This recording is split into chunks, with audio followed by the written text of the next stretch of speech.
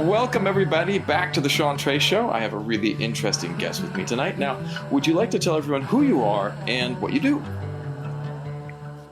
Hi, Hello. Sean. My name is Marten. I'm here from Sweden, Stockholm, Nice.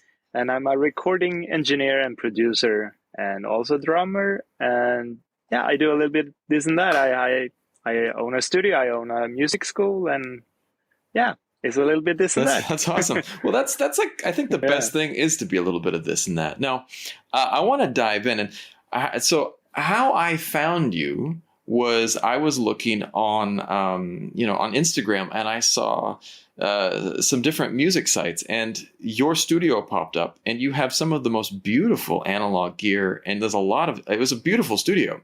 Tell me a little bit about your recording studio and how you got it going and how you set it up. Thank you so Always fun. much. Well, it's been a long journey to say the least. It's built from scratch, from a basement. Um, and I always had a huge interest in music studios. I went visit all these amazing places in the United States, the Blackbird studio, all these Nashville studios, to get the inspiration and try to get ideas how I should start, and all of that came. I tried to get as much as possible. Of course, I couldn't build a Blackbird because it's like the biggest studio in the world, kind of. But I got the inspiration. I tried to figure out what was important to me in the studio, what made me feel creative, what made me feel home, what made me give, how I felt like the warmth of the studio, and then bring that into my place with my own ideas of having a hybrid between analog and digital, and still be able to do modern work, and bring in the old vintage analog side of it to it, because you have amazing tech stuff, amazing stuff during the each decade brought its quality, and if you are able to bring all that together, I think it's a unique thing, and it's it can't hurt to have a beautiful microphone that sounds really good, even though it's from the 60s. It's just There's beautiful. this thing that people, we get into whether it be music or filmmaking. The music, I have a lot of the filmmaking background, and the guys will get into the discussion about the different cameras. Do you get the nice expensive camera? And people will say, at the end of the day, the camera doesn't matter. It's about the story. Well, that's true. It is true. But having a really beautiful, piece of machine that can capture your highest quality or just a really special quality is important. You can't get around that. And like you said, different things have different qualities. I shoot film. I love shooting film. I'm a film photographer. I shoot digital too, but I love shooting film. And some of the best photos I've ever taken are on some really old cameras, because, there's some beautiful things that they though the craftsmanship now is also amazing. There was something really special about some of these analog machines that was just really special back in the day, So I completely agree. Now, what are some of your favorite things that you have? Continue. You were going to say something. Sorry. No, I just say that I really agree with what you're saying, and it's very true. It's not the pieces of gear that writes the song. That is so true, absolutely. But I don't think anybody is trying to say that either.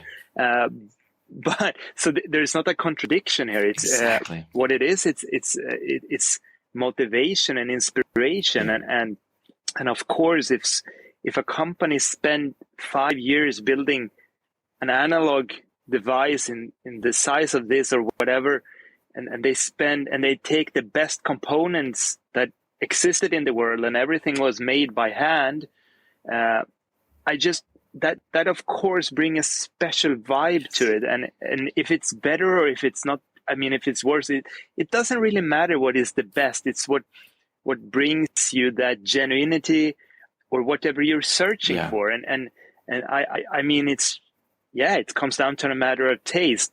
And does anybody have a version and a B version of the same song? No, they probably don't have that. They just have this one version on Spotify Right. or wherever they're going to listen, right?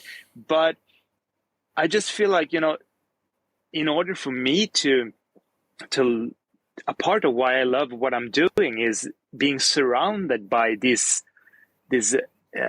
whole Yeah. thing, and getting impressed by using this stuff, getting a new tone out of this, and it could be anything Right. like that. It's just, yeah, it's just inspiration and motivation. I always loved that. When I was in university, I studied the classics. And one of the things I loved studying was to study about like ancient Greek philosophy. And there was this beautiful book about something I believe was written by Plato about beauty. And it was like talking about the inspiration that beauty plays in our life. And beauty doesn't have to just be a beautiful person. It can be like, and when you're surrounded by these things, and the main idea of what he was saying is surround yourself with things that give you inspiration, because inspiration is so important. It's like, I remember going into a showroom at one of the guitar companies, and I went into one of their showrooms for like not the regular guitars, but the super high end guitars. And I went in there and I was like, I don't want to touch anything. I was terrified, but just listening to like them being demoed, and I did pick them up and I played them, but it was just like, when you get something that has been handcrafted by a master craftsman, it's just, it's almost magical, man. It's like, there's something to it, Yeah, absolutely. That atmosphere just comes through the whole thing, and it's exactly what you're saying. And someone spent so much time and effort to build this. And if you look inside a vintage tape recorder from Studer, yeah, it's like an amazing watch, from Switzerland. It's so well built, and it's years of development that led all the way to that final edition, right?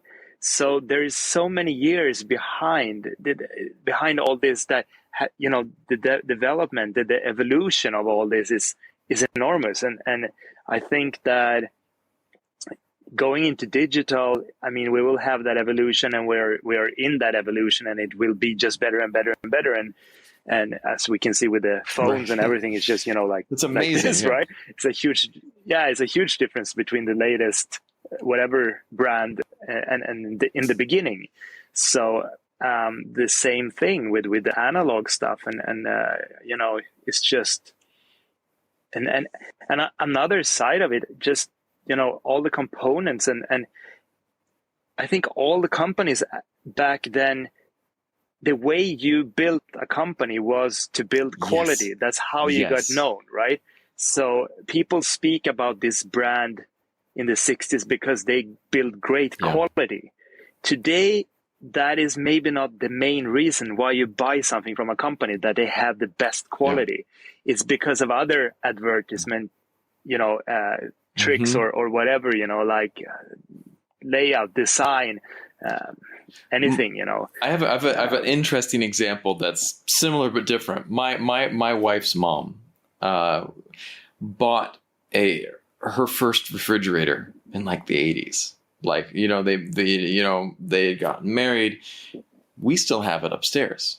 It still works perfectly well. It's right. it's a beast of a refrigerator, but it blows cool, and it's never had problems. They just refill it every now and then with some of the gas to keep it cool, but it's amazing quality. And then we bought a new refrigerator because we wanted to get some extra space, and we were like, it's time to upgrade. We bought it. The thing broke after 1 year. And it was a quality brand, you know, and it was just like, what happened? Yeah, and it's crazy. It doesn't make sense, you know. Of course, we should be able to build even better quality today, but I don't really think that is the route that the companies are taking. You know, they are, you know, it's not the way they can make the most money. So they're going a different route. Yeah, you know, and they've kind of shown too that some of the tech companies, if we want to refer to phones, I mean, Apple got in trouble for like literally slowing down their phones, you know, like making people think I need to get a new phone. Yeah. And so I think that there is this kind of this thing, but like coming back to music, I've always been really inspired by the people who are finding this good blend between the classical, the traditional, the analog, and the modern. Because I mean, let's be real, some of the new modern tools are pretty amazing. You know, the things that people are able to do in the box are super helpful sometimes. But that analog sound, man, is just, it's special. It is for sure. And there's a lot of plugins and stuff in the computer that tries to emulate that, of course, and it's getting really close nowadays. I mean, sometimes it's hard to tell the difference. And I just realized that for me, it's more about what type of project I'm in. Point. Because there is there's a certain workflow to be inside the box, you know, and that is really difficult to beat when you're in the analog world, because a lot of the times there is some kind of routing that needs to be done. You need to put that cable there, or even though you try to prepare everything as much as possible and it's just, you know, as pre-connected as it can be, there is still a little bit of you know, a job that has to be done, and that just slows down the process a little bit, I guess. And for some projects that is very sensitive and can't be done, and then I guess, you know, that's how it is. And then it's good to have an option that is faster, of course. But if you're allowed the time to bring something through something and, you know, pull it back and experiment, and can we try that with a little bit of delay, and can we do this with a little bit of echo, and can we compress that on the way in, and can we, you know, I think that's when you start developing something really unique. Maybe you can never achieve it again, and you cannot do a recall on that. But that's fine. You know, it's what happens is that you will discover something new the next time, or, you know, and that's the whole. This is a conversation I was having with my wife. Like, one of the really interesting things that my wife is a famous singer here in Vietnam. She was the first winner of Vietnam Idol. And so she's a pro, and we were yeah. Thanks. She's a powerhouse. Now, we were having a discussion about this because we watched the movie. What was the movie? Johnny Cash's Walk the Line with Joaquin Phoenix. And one of the things is when they show him in that old recording studio in the 50s, you know, and we were talking about it, like, because she was sitting there going, it's so crazy because when you listen to those tracks, that's what they sang. Like, that is what they sang. When you listen to, like, you know, Aretha Franklin or Billie Holiday, that is not doctored. That is not, you know, there's no auto-tune. There's no comp and vocals. It's like what they sang. And she was like, as a singer, it's unreal to think about that. And she's like, I love the modern tools.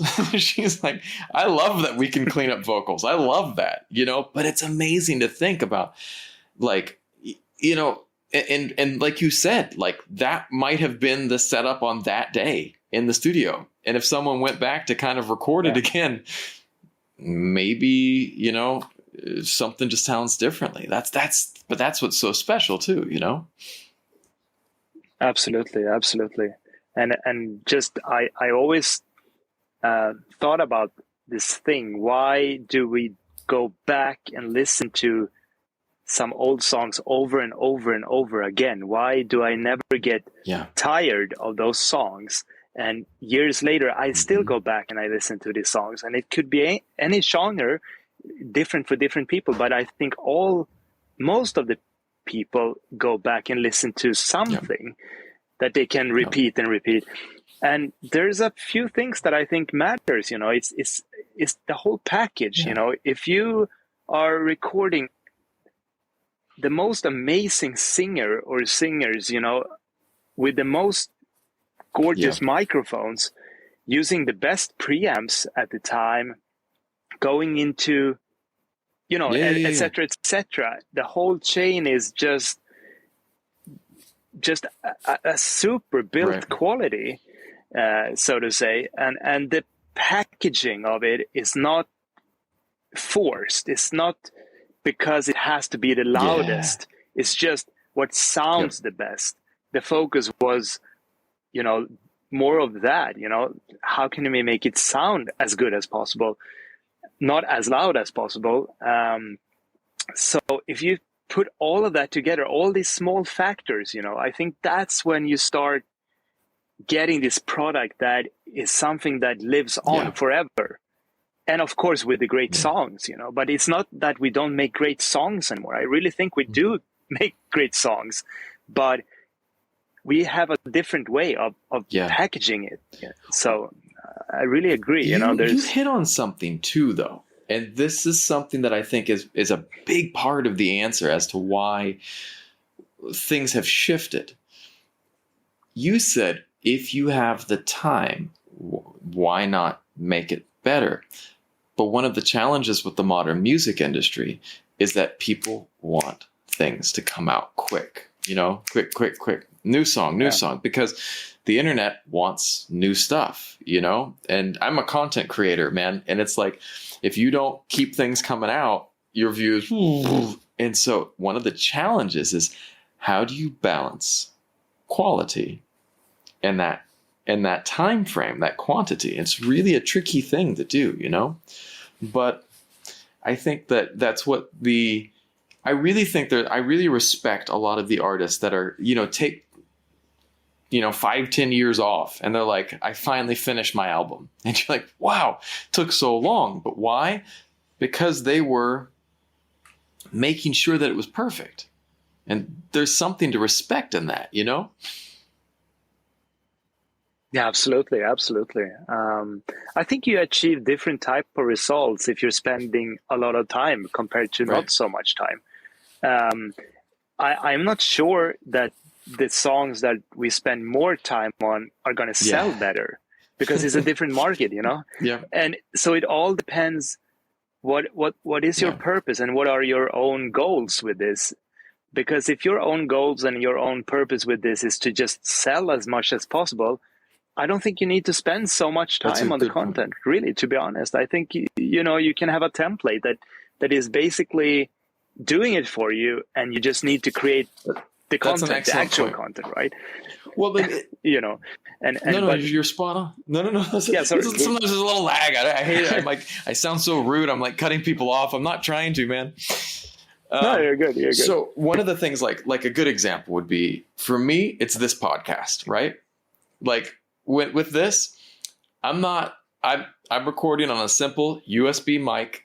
And, a lot of my guests are using ear pods or, like an antenna mic or a headset mic. Totally fine. Because for me, the goal of this is to get something up. It's not to have perfection. God knows. I mean, I'm not running my signal chain through analog compressors. That would be awesome. But I don't know for a podcast if it would do anything. You know what I mean? And so it'd be cool, cool as hell. But I mean, like you said, is it necessary for what your product is, And so I think that's a really good point. Yeah, exactly. I think it's definitely, I mean, the whole thing with Spotify and all that shows that the best sound quality isn't necessary for people to enjoy a song. They just want to hear the song in this kind of crappy speakers, compared to the hi-fi that people. I've got a nice sound. I've got a nice setup here. Probably, and then that was the thing my wife and I were talking about. One of the challenge, I set this up so that we could listen to music together. I have a nice system set up and listen and watch movies together. Because we were right when COVID started. I was like, oh man, I better buy something because we're not going to go to the movies for a while. And so I set things up before we got locked down. And so we were able to kind of just at home watch movies and listen to good music. But like, that's one of the challenges is when you create stuff, you know, people are, you know, a lot of people are using something like this, you know, a little like Bluetooth speaker, and it sounds good, better than your phone speaker, but it's not going to reflect some of those nuances to the sound that, you know, that a high def system would, or a hi-fi system would. So Exactly. Oh, you're so right. I mean, I in the beginning here, I set up this old vintage microphone with some compressors to give you a really cool sound, but then the internet didn't really work on that, so we ended up using this, right? Why? And I was like, okay, you know. I was like, I saw your mic too, and I was like, yeah, that's awesome. You know, but then I was a little intimidated too. I was like, damn, I'm gonna have to be the one mixing this. Oh God, it's really intimidating. But no, I know that's a crazy thing, right? You know, but that's also a good point that like when I approach projects too, you know, that's one of the things that's come through on almost all my guests. Everyone talks about you can prepare as much as you want, but when it comes time, you always have to adapt. Like in projects. It's absolutely always there. Absolutely. Yeah, it's always there, and it's always a little bit being on stage, and you know what happens in the moment happens, and you just have to be very good at dealing with that. You know, you have to create so much experience that you kind of fast have a solution to, okay, that happened, that will mean that I will have to do this, and then I do that, and I just do it really quick. I don't debate on that. I just, okay, fine. This is my solution number two. One of the things too, and I want to ask you about this too, because it's like, and this is the thing that I've always been fascinated by, right? So when I work, we were having a music video shot for us, right? And there was times where I had this guy and he was like, yeah, man, I know I've shot all this stuff. I know how to do all this. And he rented this camera, and half the time he didn't know how to use it. And I was just like, so you've got all this fancy camera gear that you don't know how to use. Not a problem. But, you know, I was just like, okay. But then this other time, we worked with this other DOP who was like, he knew his camera perfectly. He's just, and it's just like, okay, boom. It's just flipping his setups on like so fast. And it was this beautiful cinema camera. And I was just like, it's not necessarily about what you have, as much as also, do you know how to work with it? You know, and I mean, and it has to be like second nature. You can't think. It just has to, you know, boom. Right. Exactly. Yeah. It's very true. It's the same. The very same in music. I'd say it's always good to have. I mean, it's necessary to have experience with your gear and know that. You know, if you, I mean, to begin with, you have to understand what kind of sound your artist wants, right? You have to communicate, and you have to be a good listener. You have to understand. You have to work on the same page, right? So once you're there and understand the idea, the picture of where we're going with this, you need to know your gear, and you need to know what I am gonna. So sorry. Yeah, that was someone calling. I wanted to put it on airplane mode, but then it's difficult to do this. When you have found out that you're on the same page, you know exactly the landscape we're painting together. You need to know what color box you're gonna bring for this painting. You know, you need to know. What sound colors you need for creating this whole thing, and you know, I think that's the beauty of all this analog. I look at everything as colors. You know, I look at each machine. I see it in colors, and I see the sound of each machine in colors. That's how I remember it. I remember it to, if it's dark, it That's has a awesome. certain color. If it's bright, it has another type of color. And when she sings like that, or he Yeah. plays like that, that gives me a color, and the color combination with that always kind of works, you know. It's so I match colors, you know. That's really I don't beautiful. really necessarily match sound. But that's been a common theme that I've been talking to people in movies and and music. People will talk about like I had this Alexandra Schaller. She was a set designer for big TV shows and stuff, and so she designs the whole set. And I said, "How do you approach it?" I start with colors, because colors give me feelings, you know. And she says, like, it starts off with that vibe that something gives you, Yeah. you know. And so it's spot on. Like, you are trying to convey emotion and feeling through sound. She was through color and sights, you know, but you're still conveying that emotional space, which is really interesting. Yeah, absolutely. And it's very interesting also that when you discuss these specific colors with other people, you can find that a lot of people in music, at least, see stuff in the very same colors, almost, you know. It's like slightly different, but there is a certain, That's really you know, cool. similarity in the colors that we see. And I find that very interesting. Like, why does she see purple in this type of music, this type of song? Why is this song purple? And why is it purple That's for me? really You know, cool. why is that so obvious? Why is it not yellow? You know, and etc. That's really Yeah. interesting. I want to come back to that later on. That is a really interesting topic. I want to see if you can share with me some examples of what a like different color song would be. Now, I want to ask this. Now imagine that I am a singer and I'm coming to you and I want to put something together. Now, how do you approach from the second a person comes to you to how do you approach like preparing for that project? Like, what do you do? What types of questions do you ask them Well, to understand the color that they want? right, exactly.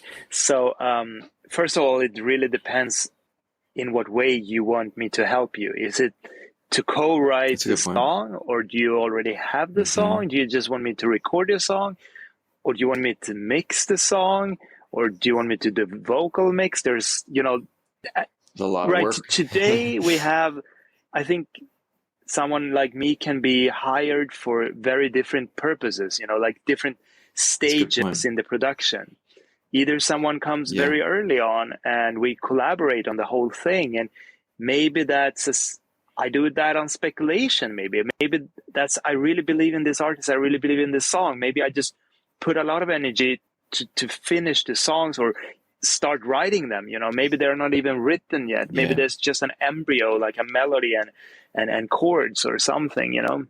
That's a good point. So first of all, you need to find out, you know, and learn the artist. That is that is actually the most difficult thing. Like, how does this artist want to sound like? You know, what is it Yeah. he or she wants to sound like? And once you figure that out, and I don't know how you just find out by working together a little bit. You know, you just start doing stuff, I guess, and or listen to stuff that artist has been doing before, and maybe enhance. How can you enhance that? How could I have made this even better? How do I see this going to the next level? Or, you know, and maybe ask, do you have references? What do you want to sound like? Yeah. Or, you know, even though I don't really like to compare with other existing artists and music, I just, sometimes that is the way the artist wants to do it, and the artist presents, I want to sound like this, you know. So you got to be open to all of that. And then I mean, I really like to be involved in the recording process, absolutely, because that is such a moment where the embryo of the song is, everything is just new, and the artist is on fire, and it's just, you know, like everything you record is just exciting, you know.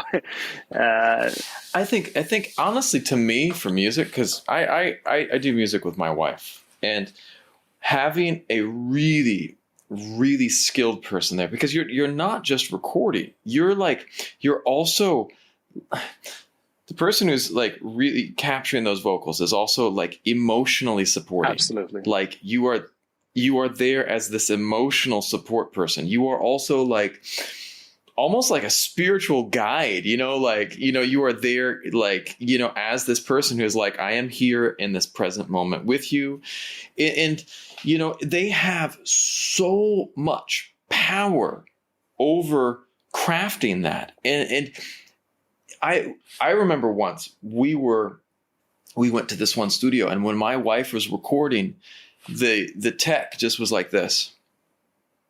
And he just starts, and he's just on his phone, and then he kept popping over here, and then he's looking around the room while she was recording her vocals. And I was just like, I'm losing my mind. And I was like, come on, man, be present. Yeah. But it comes back to that, just be present. And I'm not hating on him, but it brought her out of her zone. Of course. She lost it, and she was like, she couldn't feel it, and she didn't want to come back to that song for a bit, because she couldn't finish that day because she wasn't supported. And that's just the emotional side of support, not to mention the quality and skill of, if you're going to be, you know what you're hearing, what sounds good. And also you can then, make sure that you're adjusting the mic and everything's getting, your signal chain coming in is what you want. Right. I mean, you can do a lot of preparation when it comes to the technical stuff. You can really know your stuff, and you can really have things set up and prepared before the artist comes in. The session is up there. Yeah. Her or his demo is already loaded in your DAW. You have everything, so you basically just press play when the artist comes in, and the artist can hear the song, right away, and it's like you're already home, like you're already in. Yeah, we're in the same room. We're in your room, in your living room right now, with your song, with your embryo, right? So that's a good start. And then, as you say, the faster you can catch the colors that you want to bring into this, the more catched by the moment the artist will get, the more excited that artist is going to get. And I'm not saying you have to bring a lot of things in. Sometimes you don't have to bring anything in. Maybe it's just already there very naturally in a microphone in the song, and that's it. So it's just about making the right decisions. And sometimes that is to not do much at all, and just lean back a little bit and and some artists really drive themselves, like I work with one guy, he's just a phenomenal producer himself. And most of the time I just need to dig what he's doing, and we're just vibing around that. And then just those very few moments when he really needs my help, I need to be fast with my experience to know how to create that snare sound or whatever it is. Like, so you want that snare drum to sound like that? Okay, just hang on 2 seconds. I think it's like this you want, right? And then he goes like, that's exactly why I'm here with you. And then, it's that instant thing.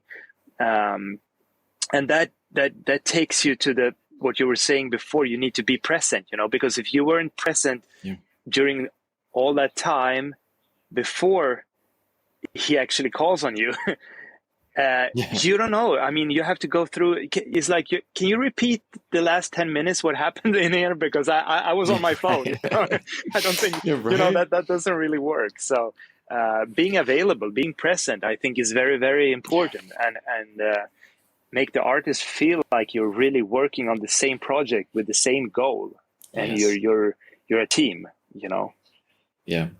Well, and you pointed out earlier that you talked about the importance of listening.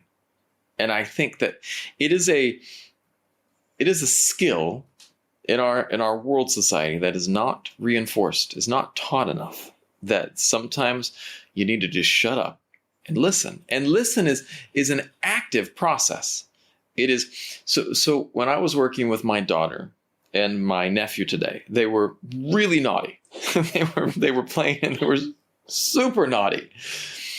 And one of the things I did was when I would tell them, all right, you need to stop running. And they're like, okay. 2 seconds later, they're running. You know what I mean? So I'd sit there and look at them and I'd say, okay, you need to stop running. And wait a second. And they're getting ready to go again. And I said, okay, what did I just tell you? All right, I'm going to say it again. You need to stop running. And they're like, okay. I said, what did I tell you? We need to stop running. And you know what happened after that? They stopped running. Because, I was teaching them to listen. But I think so often in life, people kind of forget that. Yeah. You know what I mean? Absolutely. And I think, like you say, you were talking about social media before and all that, and it doesn't really invite you to be a listener. It more or less tells you that you need to talk more than you listen, because you need to talk about yourself. You need to promote yourself. You need to be constant about that. Provide constant content. You need to feed this whole machine all the time. But what comes with that is that when are you supposed to listen? It's we are learning. We get behaviors from this without even knowing it, I think. Yeah. No, I think you're spot on. 100%. And that's one of the ideas behind a podcast. This podcast is like, I'm trying to get people on that I can have conversations with, that can share their stories, and I can just shut up and just go, But I mean, it's also facilitating the conversation, and I have to listen. I have to listen to what they say and kind of pick out points that I think are really special. Now, how did you get into music? How did you get started in this process? Wow, well, go way back. You want to get the long story? Wherever you want to go, man. Right. Well, I think it started with my dad being a drummer. Nice. He was a drummer. He was in the progressive rock scene. He played in a Swedish band called Mickey Markman. And nice. It's a quite famous band at the time. There were support acts for Jimi Hendrix and Frank Zappa when they were in Sweden. Like, really it's really cool. Man. I don't even touch that level. It's I try. That's not even minorly cool, man. That's really cool. I mean, it's like, wow. It's unreachable for someone like me at this, today. But so he had his white drums in his room in the house, and he was playing sometimes, and I was sitting in the couch. It was like placing an audience, and then you sit there, and then I go behind the drums, put a record on, and I played to that, and I was just sitting there for 30 minutes, listening, and just getting impressed by how this thing sounds acoustically, and I immediately after that, I just put these drawers upside down, the one you put your clothes in and then you put them under your bed. I just brought them out, emptied the trays or whatever it is, and you put them upside down and you start playing with I took these railways. It was a rail for the train. The train. The train track. Yeah, train right. Track. Exactly. It was built by pieces of wood, right? So I took them apart, and those were the drumsticks. So. And awesome. I was playing with them, and I had my brother to be a part of this because we were going to arrange a concert together, and we had an entrance. We took you had to buy tickets for this, of course. That's we awesome. only had 2 visitors, which was mom and dad. But it was, it happened, and we did this, on a regular basis. I tried to, get into taking drum lessons. I think I was like 5 or 6 years old. At that time, it wasn't so easy to get drum lessons from.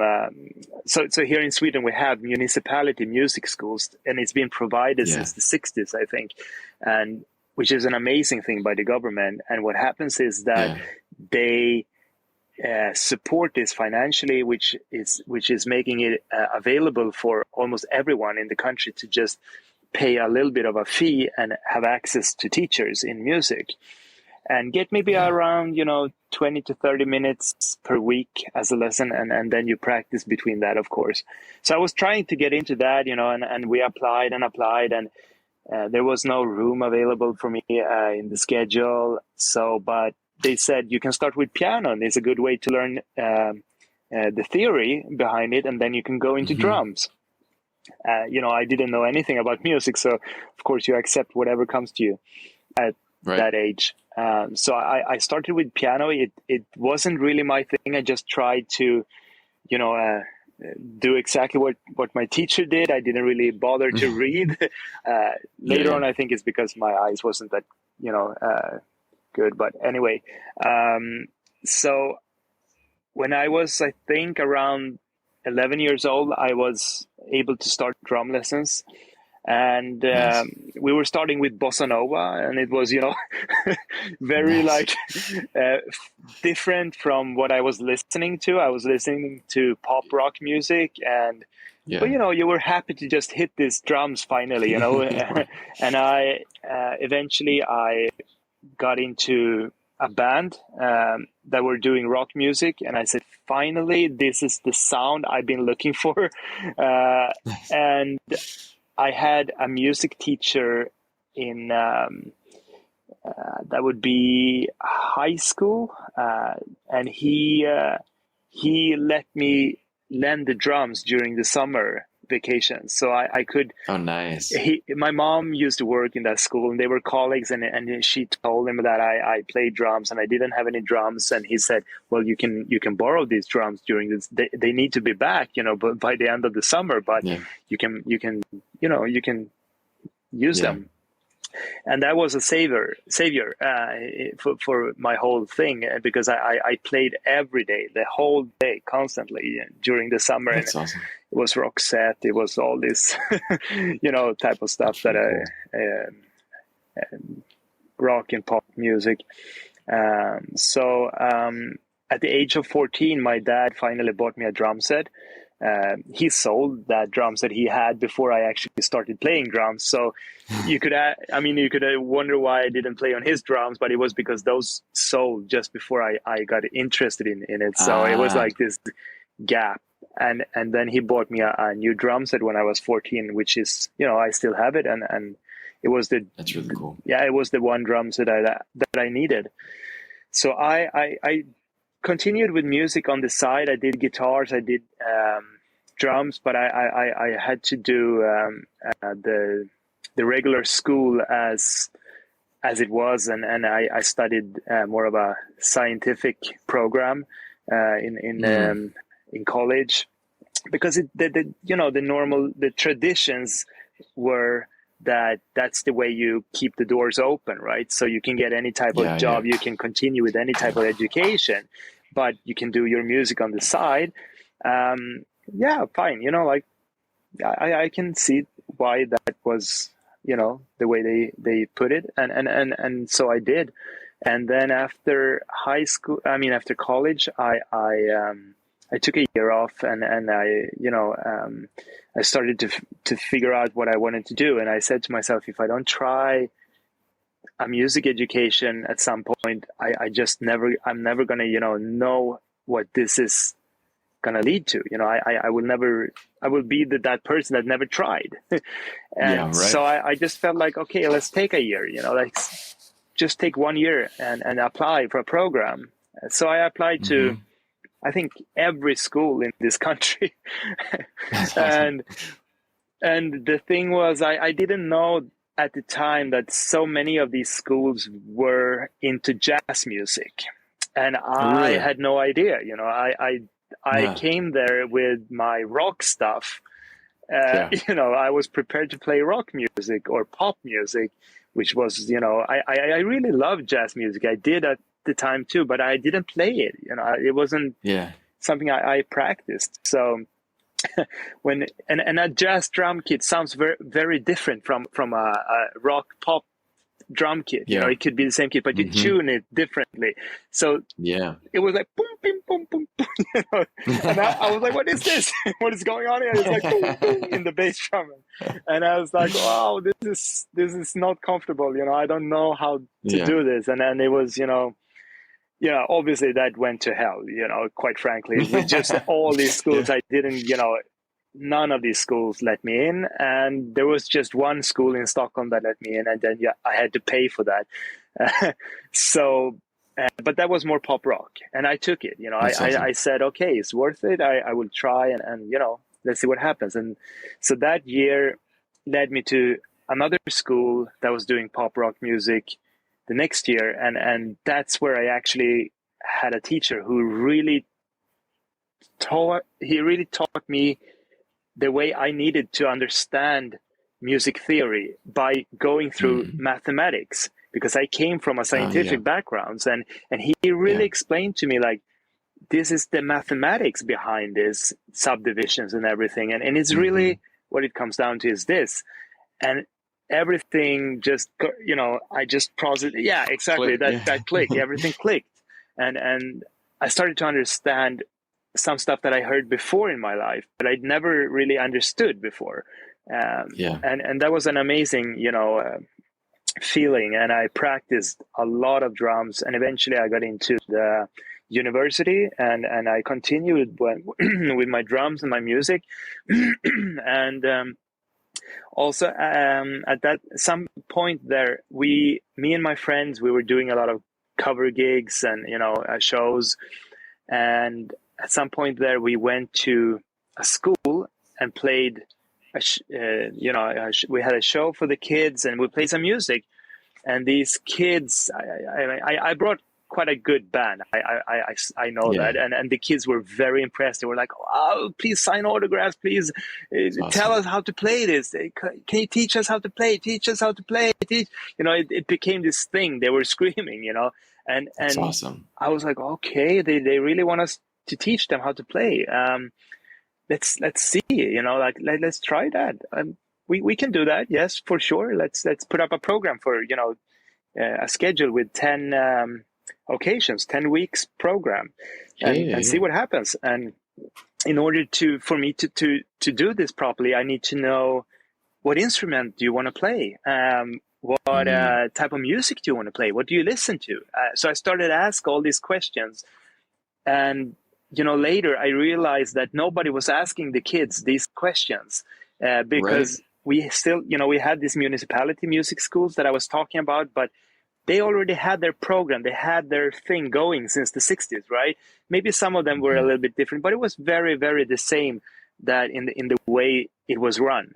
So all of a sudden I started to ask them these questions, and they could just immediately start with electric guitars or drums or whatever they wanted to play, and they don't needed to play piano before they could play drums, because that's where we have spots available. So I just put them, wherever they wanted. If you want to play guitars, I found a friend who plays guitar in my class, and and we were all like 22, but it didn't really matter, because we were providing something that they were asking for. So we didn't really have to tell these kids why they were there. They were there because they wanted to be there, because they wanted to play like us. So I already initiated the dream, the vision, and then I just provided the tools for it. I didn't know at the time that was what I was doing, but I realized that later. And we did the same thing on other schools, other primary schools, I have to say, because that is important. We went visiting other primary schools and secondary schools, and we put up a show for the kids with 6 songs, 7 songs, and they were all very interested. They wanted to start right away, and all of a sudden a third of the school, of the primary school, just applied to our music program. Awesome. And I was like, whoa, really awesome. What happened? Maybe I should run the other way, or should I deal with, like, it was just happening very fast. And at the same time, I was studying myself, at the university. So, long story short, I quit the university at a point where I felt that it was more for them and not for me. What I was doing, I was writing essays and stuff, and that was very far from the reason I started studying music. So for me, it didn't really work out doing it that way. And I said to, okay, this is it. This is, I think I reached a point where I'm not really learning anything. And I'm just here because for you, to fill up the seats in this room, right? and I could say that because I could see my school was growing and growing, and I just, okay, well, I'm hiring these people that get graduated here, so maybe I should just focus on that instead of getting Right. graduated myself, because I don't need to be the best teacher in order to be communicating with all these. I still need to be a good teacher. It's still I need to understand. It's like you have a chef in the kitchen and he needs to Yeah. know everything, and the owner, maybe he was a chef in the kitchen, and Yeah. he needs to know how the processes are working. So it's important to know all these steps, but eventually you need to let go of some stuff, and I let go of my teaching in order to hold on to the school, and I mean to develop the school. So I had to let go of the teaching part, and I always had this dream from, especially the dream definitely developed during my university time, to have a studio because I Yeah. was in a university where they had a lot of studios, and I was like, wow, this is so beautiful, this is amazing, time stands still in this room, and I really Right. want that at some point. But I wasn't really going that direction, because I was doing a music school, and I was like, how should I turn this more and more into what I Right. really want to do? I really like the school too, but what about that studio? So I joined a band when I moved back to Stockholm, and we started to build our own little place, and it was the foundation of a studio maybe, but it was on a very financially affordable basis, and it Yeah. wasn't very quality wise, it wasn't really It wasn't there yet. no, not really. But I kept on working with my school, and I just started to take more jobs as a freelancer, and I just worked really hard on that, and expanded the school. And when we started, it was about 18 students, and today I think we are around 1,200 students, and we're That's 46 amazing. teachers, and it's really its own thing, and it lives by itself. Yeah. And I was able to at a point build my studio, and starting to have that grow and become its own thing too, and that's I'm really grateful for that. I Yeah. really am, and I don't think I would have stayed in the music business if it wasn't for my school, if it wasn't for these small things that happened during the whole way. It's just happened. It wasn't really planned, but I Yeah. mean I think that what I possibly did well was that I saw the opportunity in things, and when I saw Yeah. it, I also committed to it, and I did it at the very best I could, and Yeah. I found good people to work with, and that is something that I think is my biggest gift, if I could put it that way, is to find good people to work with. Yeah. I can see if you and I are going to work together, and if we're going to do it in a good way, and if it's going to be taking us to the next level, I can really see the potential in that, and I think that helped me a lot. I think that was a bigger gift than being the best teacher or anything like that. I don't think I ever was the best teacher in my school at all. I was just necessary at that point to be a teacher, because there was nobody else who's going to take the job of 4 students. Yeah. Right. But it was necessary that someone did, and I did it, and I learned how to do it, and it wasn't what I was meant to do forever, but it was something that took me from that point to the next point, and then being able to find all these talented people to work together. So It's really yeah. awesome. Do you ever see this? Steve Jobs did this one speech about how when he was coming up, all these different events happened, but he didn't realize that they were all actually connected, and that they were putting him in the position to build what he was looking to build. If he hadn't have gotten this happened, then this wouldn't have happened. And he says you can't connect the dots looking forward. You can only connect them when you look back and go, oh, that event led to this event, which led to this event. And so much of what you're describing just completely plays into that same story of like, and of success too. Like, sometimes we have a saying in English, to strike while the iron is hot. Yeah. And it's so true. Like, if something is working and it's happening, you go at it. You don't sit there and wait. It's like, this is working. And like you said, like, I need to go here. I need to push into this project and step back from this because this isn't working and this is.